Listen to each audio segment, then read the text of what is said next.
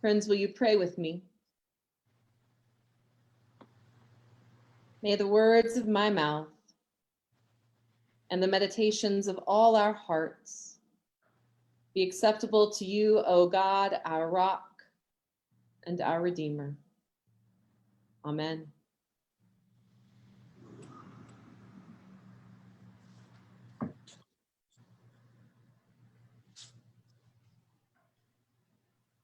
O come, Emmanuel, and ransom captive Israel, that mourns in lonely exile here, until the Son of God appear. Rejoice, rejoice, Emmanuel shall come to thee, O Israel.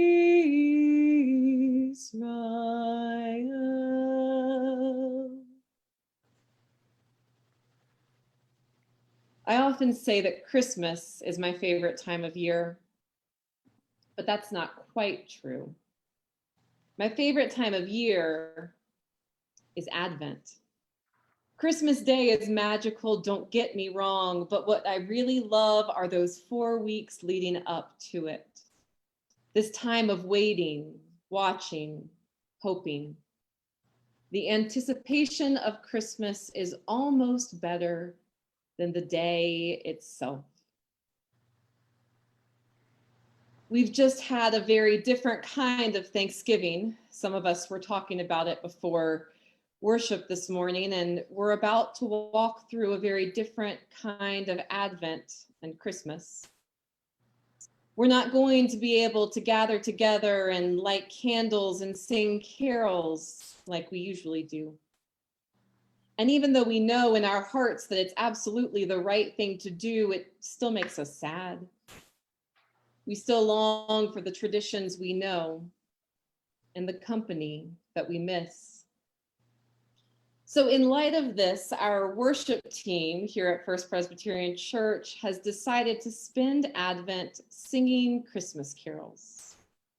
We're bringing back the humming a sermon model when we spend time as a church listening not just to the scriptures, but to the songs of our faith.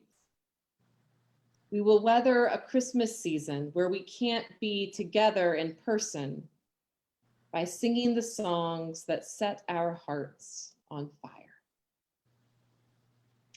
This is a bit of a departure for me, because I am one of those preachers who can be a bit of an Advent Nazi, one of those clergy types who says we can't sing Christmas songs until Christmas Eve because right now we need to sing our Advent songs.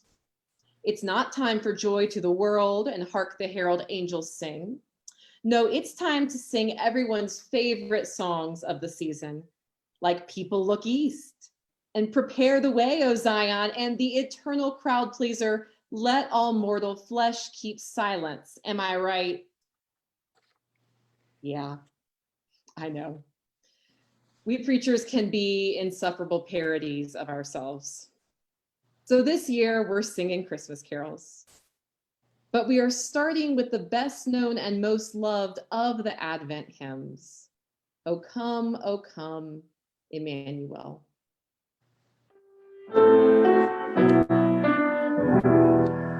O come, thou wisdom from on high, who orderest all things mightily. To us the path of knowledge show, and teach us in a ways to go. Rejoice, rejoice, Emmanuel shall come to thee, O Israel.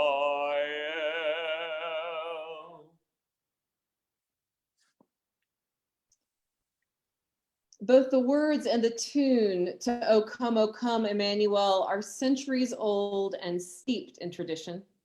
The text, originally in Latin, comes from a medieval sequence of Gregorian chant called the O antiphons.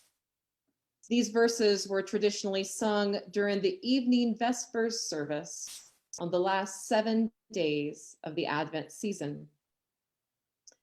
Beginning on December 17th, Benedictine monks would each day sing one verse of this chant, calling upon a different title for the Messiah found in the Hebrew Bible. O wisdom, O root of Jesse, O key of David, O morning star. Each verse points to a different aspect of who the church believes Jesus to be. And when we as Protestants, as Presbyterians, sing this hymn, we can't help but remember our deep roots in the Roman Catholic Church and in the Jewish tradition. Jesus doesn't come to us out of nowhere. We are part of a family that has borne centuries and millennia of longing and waiting for Emmanuel to come. O Come, Emmanuel was first translated into English in 1851 by the Anglican hymn writer John Mason Neale, the man who, fun fact, also gave us Good King Wenceslas. Neale translated 5 of the original 7 medieval antiphons and set them to this tune we sing today, Veni Emmanuel. The tune, as far as researchers can tell, was a piece of the 15th century French funeral mass. Perhaps that's why it sounds mournful.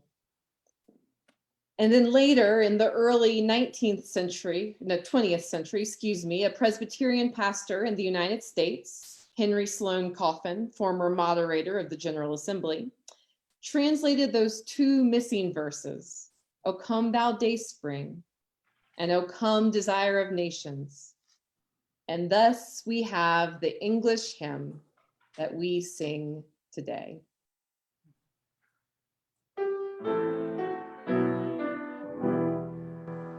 O come, thou Lord of might, who to thy tribes on Sinai's height in ancient times didst give a law in cloud and majesty and awe. Rejoice, rejoice, Emmanuel shall come to thee, O Israel.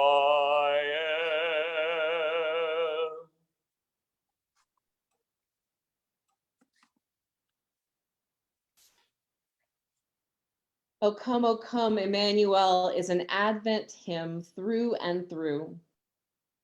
Even when we hear it sung in Latin or in French, and we cannot understand the words themselves, we can still hear in the tune that this is no joyous, go tell it on the mountain or the first Noel. The tune is modal, it's haunting. The wandering melody evokes mystery and maybe a little trembling. Even the chorus, rejoice, rejoice, has a note of longing in it that reminds us, as if we could forget, that all is not yet right in the world, that Emmanuel has not yet fully come.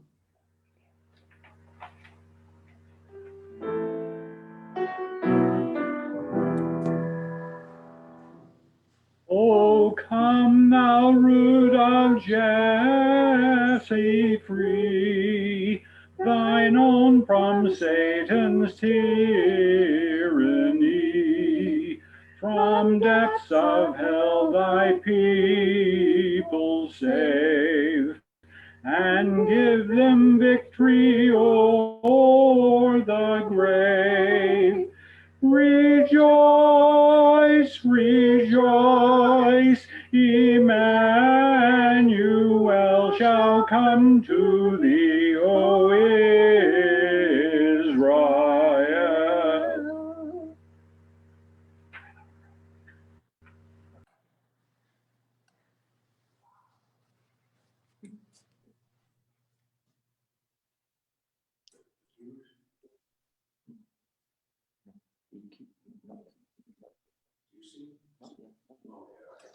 Oh, yes, I do. Oh, come thou Key of David, come and open wide our heavenly home. Make safe the way that leads on high, and close the path to misery. Rejoice, rejoice, Emmanuel shall come to thee, O Israel.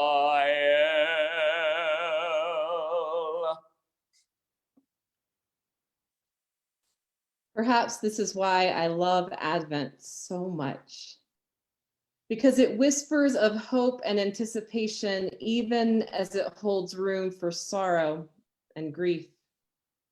Because Advent calls on us to light candles while the world is still dark.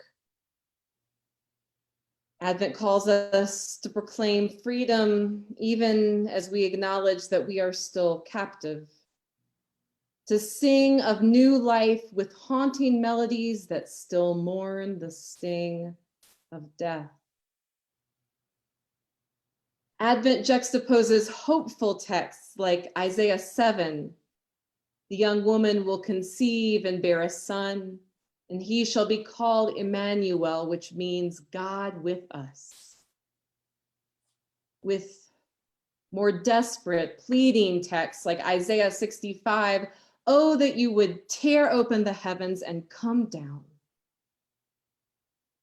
This is the truth of our human experience, isn't it?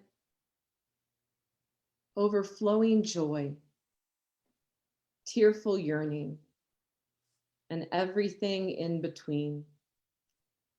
To sing to God with anything less would be to withhold the truth, to offer only part of ourselves.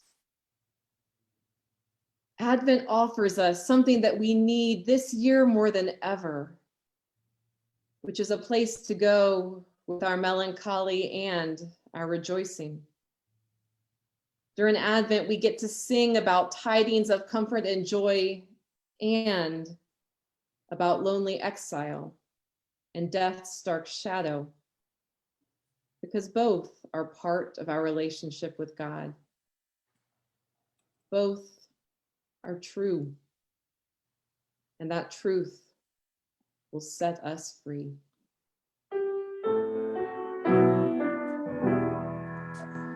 Oh, come thou day spring, come and cheer our spirits by thine advent here. Disperse the gloomy clouds of night, and as dark shadows put to flight, rejoice, rejoice, Emmanuel shall come to thee, O Israel.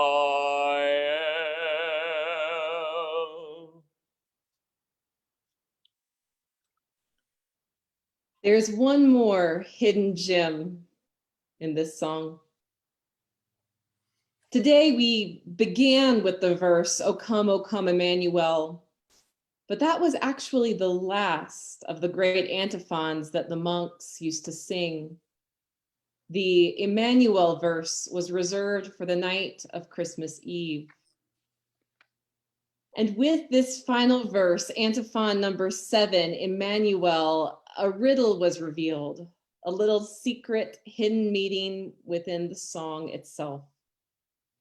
Scholars of medieval liturgy have noted that the first letters of each of the 7 great antiphons form a reverse acrostic poem.